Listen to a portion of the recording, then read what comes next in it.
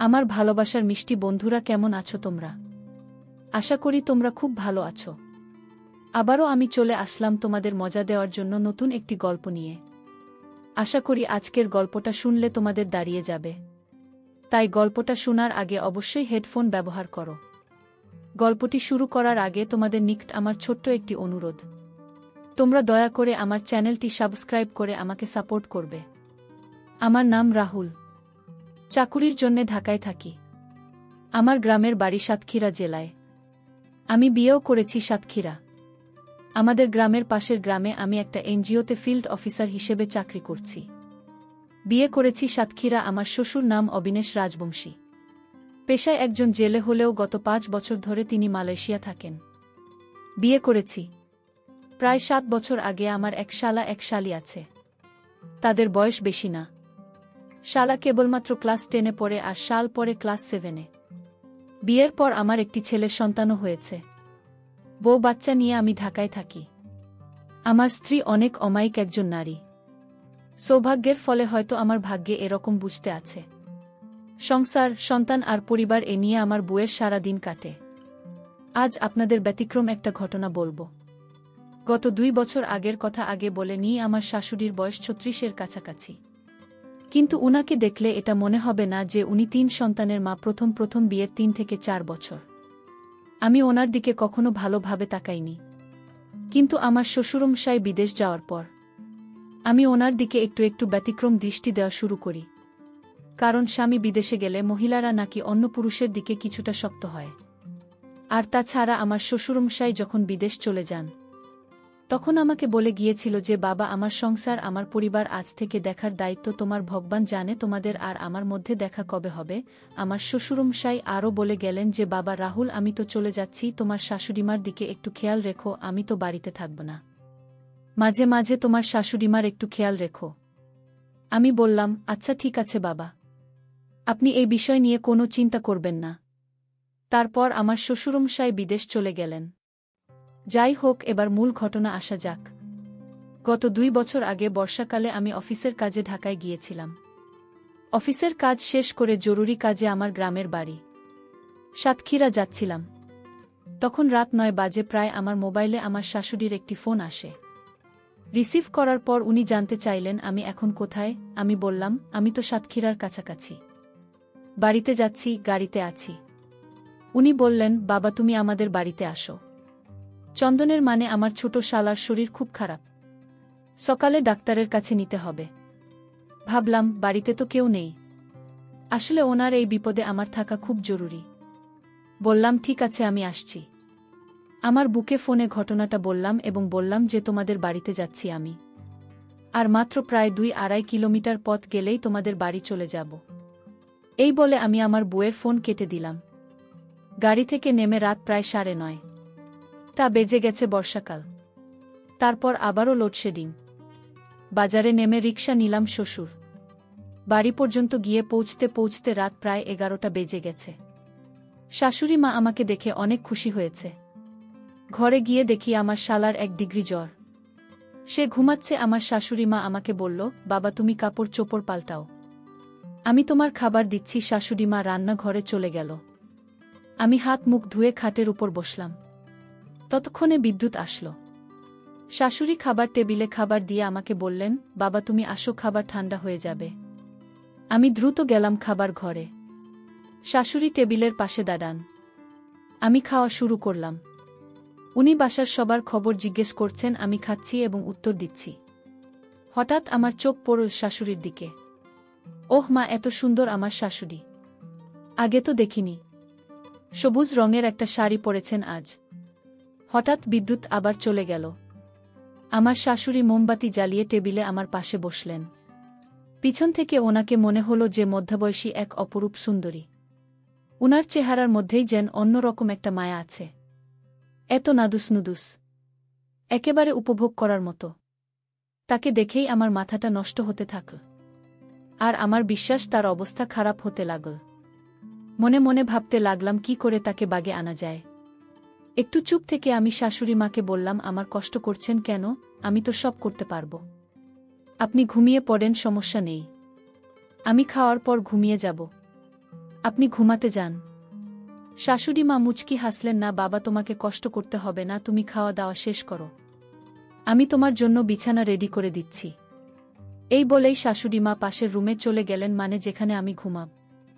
হালকা আলোতে মনে হচ্ছে যেন রাতের অফিসাররা, তাতে যতই দেখছি তখন আমার অবস্থা আরও খারাপ হতে লাগল। আমার মাথায় তখন পুরা শয়তানি কাজ করছে। শয়তান মনে হয় মাথার উপর পুরোপুরি উঠে বসেছে। রাতের পরিবেশটা অনেক সুন্দর, আর একদিকে বর্ষার তুমুল বৃষ্টি শুরু হয়েছে, অন্যদিকে আমার মনে উতাল পাতাল ঢেউ বয়ে যাচ্ছে, আর অপরদিকে আমার শাশুড়ি মা অনেক দিন এই ক্ষুধার্ত। কি করব বুঝতে পারছি না। যা খাওয়া দাওয়া শেষ করলাম, বিদ্যুৎ আবার আসলো। খাওয়া শেষ করে পাশের রুমে গিয়ে দেখি শাশুড়ি আমার বিছানা পরিষ্কার করছে। পিছনটা এমনভাবে আছে যে মনে হচ্ছে অনেক কম। আমার শাশুড়ি মাকে আমি যতই দেখছি তখন আরও অবাক হচ্ছি। মনে হচ্ছে যেন এক অপরূপ সৌন্দর্যের এক মধ্যবয়সী পরী। অনেক চেষ্টা করছি ধৈর্য ধরার, কিন্তু পারছি না। চোখে মুখে শুধু শাশুড়ি মা দৃশ্যগুলো ভেসে উঠেছে। তারপরেও আমি অনেক কষ্টে নিজেকে সর্বাত্মক কন্ট্রোল করার চেষ্টা করলাম। এর মধ্যে বিদ্যুৎ আবার চলে গেল। কারেন্টের জ্বালায় আর পারলাম না। এই যাই আসে তাই উনি খাট থেকে নামছেন মোমবাতির খোঁজে। হঠাৎ অন্ধকারে আমার সাথে ওনার ভিন্ন রকম কিছু হয়ে যায়। আহ, কি খান!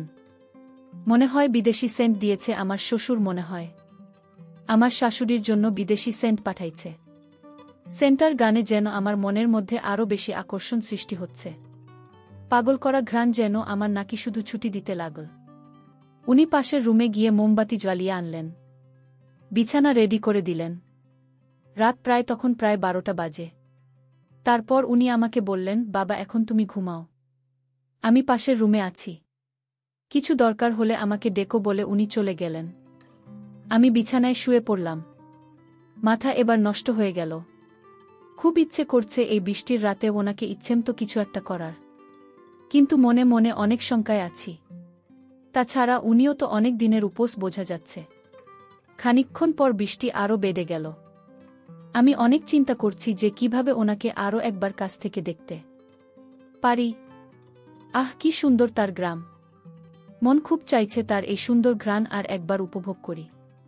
বসে বসে যদি ওনার সাথে সারারাত কথা বলতে পারতাম তাহলে নিজেকে ধন্য মনে করতাম। দেখতে সাদা কালো চোখগুলো টানাটানা, কিন্তু অনেক সুন্দর লাগছে।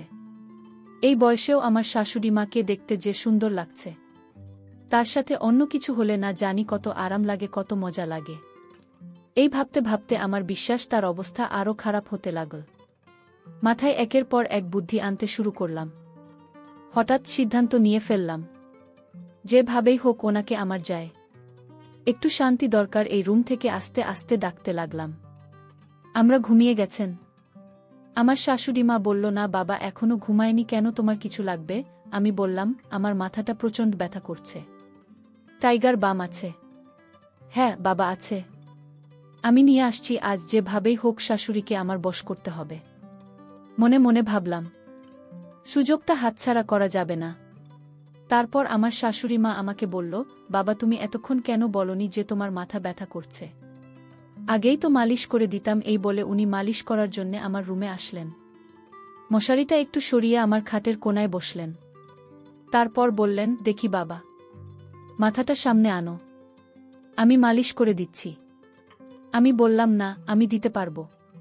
কি বল, আমি তো তোমার মা আর তুমি আমার ছেলে, তোমার মাথায় হাত দিলে কি সমস্যা আছে? আমি বললাম, না না মা, আপনি কি বলছেন? আপনি আমার মাথায় ভোলাতে পারেন, আমি এটা বলতে চাইনি। তারপর আমার শাশুড়ি মা বলল, না না বাবা, তুমি আমার ছেলে, তোমার শরীর খারাপ আর তোমার জন্য এটুকু করতে পারবো না। আমি বললাম, আমার আপনি কেন কষ্ট করতে যাবেন? তারপর উনি আমার বালিশের পাশে বসে আমার মাথায় মলম দিতে শুরু করলেন। উনি কিছুক্ষণ মলম দেওয়ার পর আমার এত ভাল লাগল, মনে হলো আমি স্বর্গে আছি। বেশ কিছুক্ষণ মালিশ করার পর আমি ঘুমানোর ভান করলাম। আবার উনি যখন উঠে যেতে চাইলেন তখন আবার এমন ভান করছি যে আমার মাথার কোনো উপকারই হয়নি। এভাবে কিছুক্ষণ চলার পর দেখলাম আমার শাশুড়িমা ঘুম ঘুম ভাব হচ্ছে। উনি আমার বালিশের পাশে হঠাৎ ঘুমিয়ে পড়লেন। আমার এবার সকল স্বপ্ন পূরণ হতে চলেছে। আর আমি মনে মনে ভাবতে লাগলাম, এত দেখছি মেঘ না চাইতেই জল। আমিও ঘুমের ভান ধরলাম। কিছুক্ষণ ভান ধরে অন্ধকারে কিছুটা সামলে রাখলাম, যদিও মনে তখন অন্য রকম উথালপাতাল করছে। খুব ইচ্ছে করছে অন্য কিছু করার, যে কাজটা করলে মনের তৃপ্তি পায়। তারপরও কেন জানি একটু একটু ভয় করছে, আর মনে মনে ভাবছি এ সুযোগ হয়তো বারবার আসবে না। এখনই কাজে লেগে পড়া সুবর্ণ সুযোগ। ঘুমের ভান করে আমি তার সাথে অন্য রকম কিছু করার চেষ্টা করলাম। উনি তো প্রচণ্ড ঘুমে মগ্ন। একটু একটু করে আমার তো আগুন জ্বলে উঠতে লাগল। আমি আস্তে আস্তে উনার সাথে আরও একটু ঘনিষ্ঠ হতে লাগলাম, অনেক আস্তে আস্তে, যেন টের না পায়, খুব সাবধানে। সাথে যখন কিছু করার চেষ্টা করছি তখন আমার মনের ভিতরে আরও ভয় কাজ করছে। মনে মনে ভাবছি যদি আমার শাশুড়ি মা টের পেয়ে যায় তাহলে তো হাতে হাড়ি ভেঙে যাবে, আর আমি অনেক লজ্জা পেয়ে যাব। আমি তখনও আমার শাশুড়িমার সৌন্দর্য মন ভরে দেখতে লাগলাম।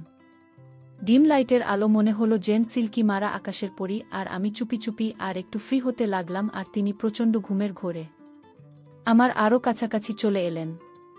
মনে হচ্ছে পুরোপুরি ঘুমে আছেন। উনি আমার উল্টো দিকে শুয়ে আছেন, আর আমি একটু পেতেই মনে হলো যে অন্যরকম একটা শান্তি পেলাম। আমি আস্তে আস্তে আবার ওনার আরও কাছে যেতে লাগলাম। আমিও ঘুমের ভান করে অচেতন অবস্থায় উনার সাথে অন্যরকম একটা ইমেজ পেতে লাগলাম, আর মনের ভিতর থেকে আস্তে আস্তে ভয়গুলো দূর হতে লাগল। এক পর্যায়ে ঘুমের ঘোরে আরও বেশি এলোপাথারি হতে লাগল। হঠাৎ উনি টের পেয়ে উঠে বসতে চাইলেন। আমি তখন আরও ঘুমের ভান ধরলাম। ওমা, একটু পর দেখি আমার শাশুড়ি মাও আমার সাথে এরকম আচরণ করছে। তখন আমি ঘুমের ভান ধরে রইলাম। যখন দেখলাম আমার শাশুড়িমার অবস্থা আরও বেশি খারাপ হতে লাগল তখন আমি আর চুপ করে থাকতে পারলাম। কিছুক্ষণের জন্য ভুলে গেলাম আমাদের দুনিয়াবি সম্পর্ক। তখন আমার কাছে মনে হলো আমি আর উনি মনে হয় স্বপ্নে কোনো এক সুখের রাজ্যে হারিয়ে গেছি। এইভাবে প্রায় সেই রাতে 4 বার অপ্রত্যাশিত কিছু হওয়ার পর আমরা উভয়েই ক্লান্ত হয়ে পড়লাম। দুজনেই চরম শান্তি অনুভব করলাম। তারপর শান্তি একটা ঘুম দিলাম। বন্ধুরা, আমার শাশুড়ি মার সাথে রাতে যা হয়েছে তা অনাকাঙ্ক্ষিত। তখন হয়তো আমার মাথায় বড় ধরনের কোনো ভূত চেপে বসেছিল।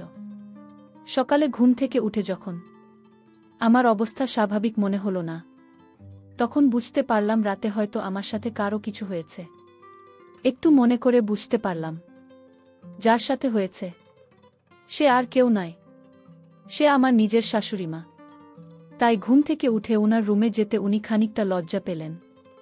আমিও রুম থেকে বের হয়ে তখন একটু একা একা চিন্তা করতে লাগলাম, আর আমার নিজের কাছে খারাপ লেগেছিল সহ্য করতে না পেরে। আমি আমার শাশুড়িমার কাছে ক্ষমা চাইতে লাগলাম।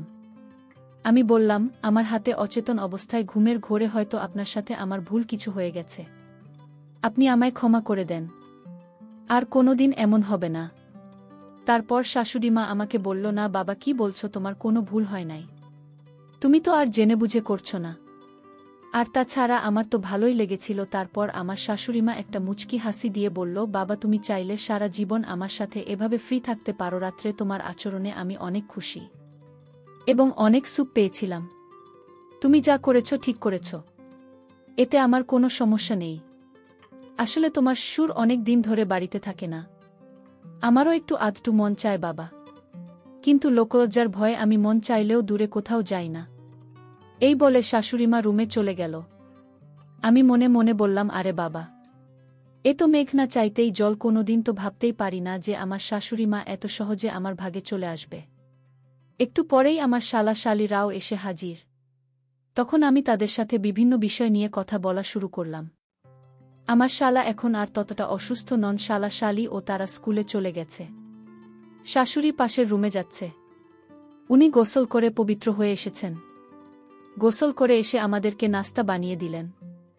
আমি নাস্তা করে আমার বাড়ির উদ্দেশ্যে রওনা দিব। ঠিক এমন সময় আমার শাশুড়ি মা আমাকে বলল, বাবা রাহুল, আবার যখনই তোমার মধু খেতে মন চায় তখনই আমাদের বাড়িতে চলে এসো।